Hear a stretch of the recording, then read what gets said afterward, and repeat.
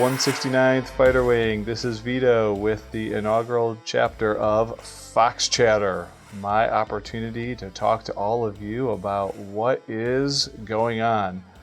Up front, I want to claim no credit for this. Thank you to Nightmare for the great idea of a podcast. I hope you all get something out of this, and it's informative, and you feel better educated coming into drill this weekend. So my general format talking to you is going to be to give you an update on the big picture things that are going on within the wing, and then maybe a little bit more of the smaller news that you'll be interested in, and then we'll get down to some of your questions back to me that hopefully we get more of with our inbox.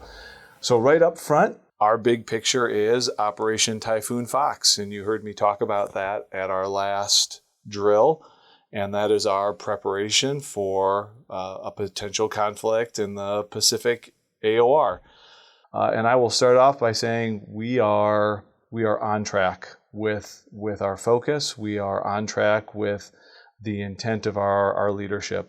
I went to the Wing Commanders Conference last month, and the Secretary of the Air Force, within 2 minutes of the conference starting, the word China came out of his mouth, talking about our need to prep. So we are absolutely tracking. We've got a great plan that's in the process of being built, and I think you're all going to really enjoy the prep that we have going forward, and you're going to feel like you're really doing something that our nation needs. So we are tracking on that.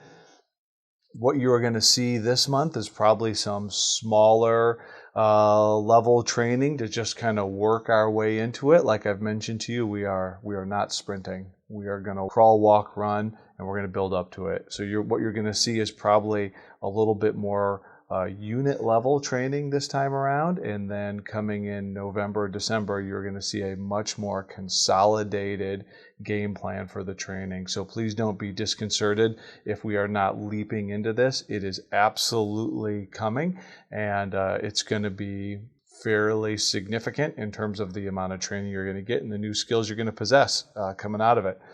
We are building this training not from our own minds, but based on a CONOP that PACAF has built.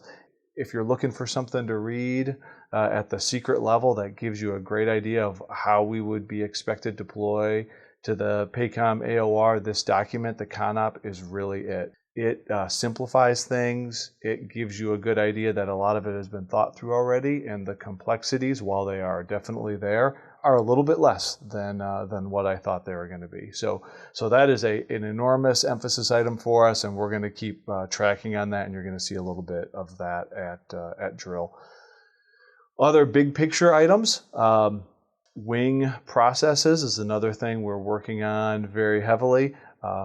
Hyde, our deputy commander, is our point guy on that, and he is engaging actively. And what I will say is, when we try to identify our processes, our people that are doing the work on these are doing a great job already. It is very difficult to find a process and improve it, and it takes more than just the people in a specific office to get there. Most of our processes that need some tweaking require interaction between, and that's the wing leadership's job to do that. So, and with our people that are working real hard and actually make their lives easier to a large extent. So it's a huge emphasis item for us. Try to make sure that everyone's getting paid appropriately, that we don't get caught in CMS cases and other kind of actions that slow us down. So we're looking to make that process better. When you change statuses, that's another one that can frequently cause some interruptions to pay, and we're looking to make that better as well. On top of that, we're looking at our processes for promotions, evaluations, hiring, everything to just see what we can do to smooth that stuff out.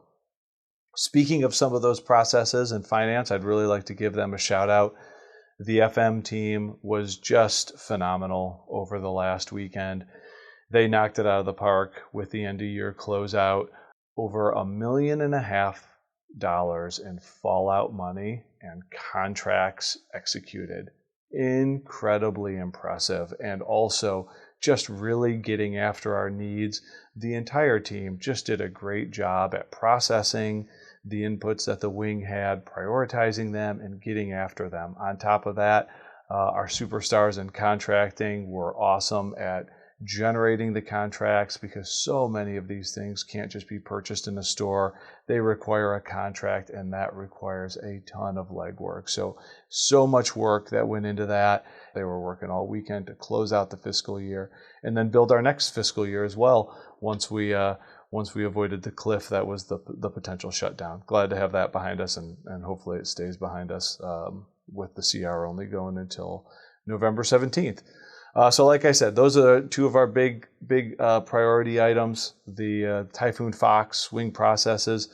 The other one that is a huge emphasis item for me is the wing morale and family feel. So we're starting to get after that. We're looking at our calendar for the next fiscal year, building that out, and not just with Typhoon Fox, but also with looking for some opportunities for some additional morale events. And then me personally, I'm looking for things on weekdays that we can do to make your lives better. Looking to get you guys out of here a little bit earlier on Fridays. We closed out our flying hour program, which another great job, because that's an entire wing effort. Closed out the entire flying hour program, and as a thank you to that, took some little extra time off there in a morale event last week. So that is another huge emphasis item for me. And I will say those items that you just heard me talk about, I'm going to talk a little bit here towards the end about the climate survey briefly, but I'll just say now, those were takeaways from last year's climate survey. So I just want you to know, like, we really get after those things, and that's what I took away as the wing commander now, is things that are really important to you guys. So those are our big picture things that we're working on. I also, while we're kind of on the topic of big picture things, and the climate survey, I'm going to kind of hop around here just a smidge, but one of the things we get asked a little bit in the climate survey, and I hear talking to people, is, hey, what is this emphasis? Are we trying to get the F-35, or are we F-16? And like you heard me say at the briefs last weekend, those F-16s out there, they're our babies, and we love them, and we need to make them as combat capable as possible, and our focus is absolutely on those. That being said, we have to look to the future. We have to look to the longevity of the wing, and that has to be an emphasis item. And I will say that instinctual feeling that we've all had, that has been backed up with actual words. So back in August, the Secretary of the Air Force made a statement, and he said the ANG fighter units, as their fighters retire, will be recapitalized. And his priorities are to recapitalize with fighters first, until he runs out, recapitalize with other flying aircraft second, until he runs out, and then recapitalize with quote-unquote enduring missions, which means not flying. So you can read between the lines on that. He wouldn't have a number 2 and a number 3 if every fighter unit was being recapitalized with other fighters. And so that's the why behind why we work so hard with our CODELs, and why you hear us talking about F-35 and other fighters, is because we want to make sure we're not left behind. We want to make sure that we keep a flying mission, and we want that to be a fighter flying mission. That is our priority. So make no mistake about what we're doing around here. It's the F-16. We are relevant. We have a mission, and we are training for it. But we must keep our eyes on the future. We're the best, and I believe that with all my heart. Went into that in a little bit more depth than I planned on, but hopefully you have a little bit better perspective on what we're doing. So like I said, there's the big picture stuff. Other smaller picture things, but still big deal. Our XAB is about halfway out the door. XAB is Expeditionary Air Base, and it is all of our airmen that are in RCP 3, Reserve Component Period 3, and were previously tasked to ACS, Agile Combat Support. Traditionally, most of our airmen, we got about 150 that are going out right now, would go to a smattering of bases across the AORs when they deployed in their RCP. The XAB concept basically took that smattering of bases, consolidated them into almost just one base, and then on top of that, added a leadership component. So instead of just going to a smattering of bases, now almost all of our airmen are going to a single base, and that base is being run by primarily our leadership. So I would say probably 90% of the people who deployed in the XAB were going to deploy anyways, maybe even higher than that. And then the other 5-10% were a little bit of an add-on. The one thing I do want to say is, I do want to address is there was a lot of flail with this XAB because it came about so late in the game. And what I want to do is assure all of you that I don't view that as an okay thing. Myself, my predecessor, and all of us have voiced our dissatisfaction with that, and we're gonna keep fighting for you guys and make sure, to the best of our ability, that doesn't happen again, and we can send people out the right way. So with the XAB out the door, most of them are in the mission support group. So if you're in ops or maintenance, you might not understand exactly what's happening, but realize with absolute certainty that our fire department, our civil engineers, our security forces are deploying a lot of people. And to backfill, we have brought a lot of people on orders, have some understanding for some learning curves across the base in our support group as they bring DSGs on and those DSGs get spun up. And to those DSGs that are listening right now, thank you. Thanks for putting your civilian job aside and coming here to help us out. Another thing that I mentioned earlier, the Wing Commanders Conference. Boy, I could go on all day about that, but I absolutely won't. In addition to the emphasis on China, the other thing that General Brown, our former chief, now the chairman of the Joint Chiefs of Staff, emphasized, and I bet you all of you have heard this before, but he emphasized his statement of accelerate, change, or lose. And we are striving to do that here at the Wing. And what I want to emphasize to you is it's not me, it's not the Wing staff, it's not your commanders. Well, it is, but it's you too.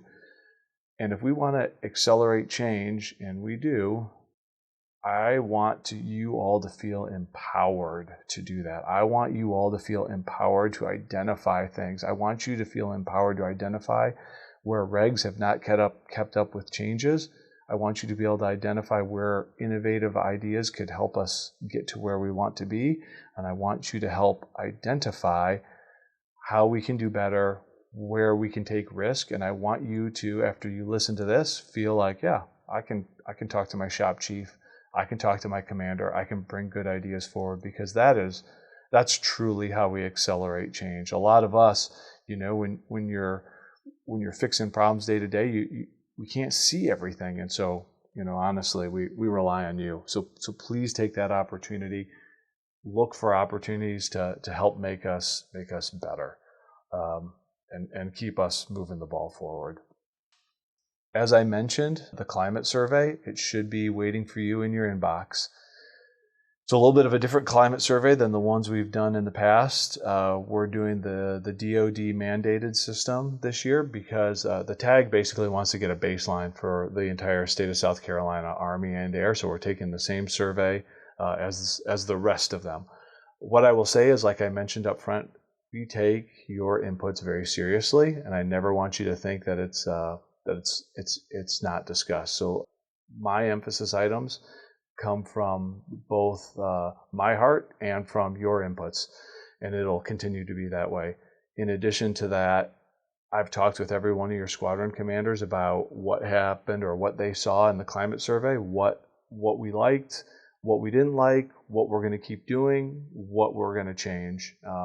And they're all working really hard. They're all amazing people as well, and they're going to continue doing a great job. But what we want from you is to take some time, fill it out, put in your inputs, and then move on, and then trust us that we're gonna apply those. So, and I understand the concept of survey fatigue. Why do you keep asking me these questions? I can understand some of that frustration. My ask of you is put that aside, take 5-10 minutes, take the survey, and help us get better. Another thing that I could use your help with, and actually is help for you, is our college assistance program. The state of South Carolina has over $8 million remaining in that fund that is unused. We want to use all that money so that we can expand the college assistance program. The details of it have been posted in the app. So if you're listening to this, you're probably on the app. Go to groups, and Casey posted it there, and you can get all the details for the CAP. but basically you can get up to $5,500 a year to cover tuition. Please use that, please, because there's no reason you should be paying your own tuition without burning through that all first, and we want you to burn all through that. Okay, and then the last thing I have is our first question that came in our comment box, which I was excited to see. So please keep send those questions in. And that question was, hey Vito, why does construction take so long on this base? Specifically, hey Vito, why isn't the back gate open? Man, I'm glad you asked that, because it's tough. It is tough. And what I would say is think about your own home first, your own projects. Do they get done when you want them to?